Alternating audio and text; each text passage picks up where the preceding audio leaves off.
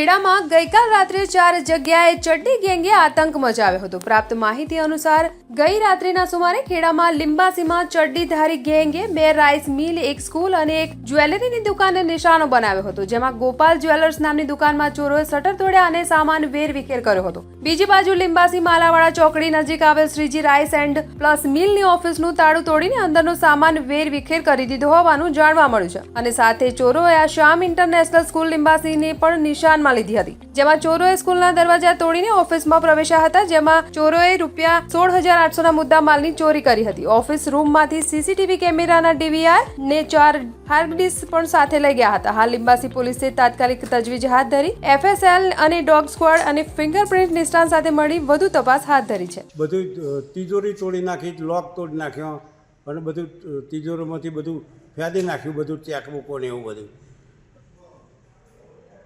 અને કેટલા તસ્કરો જેવા દેખાય સીસીટીવી ફૂટેજની અંદર?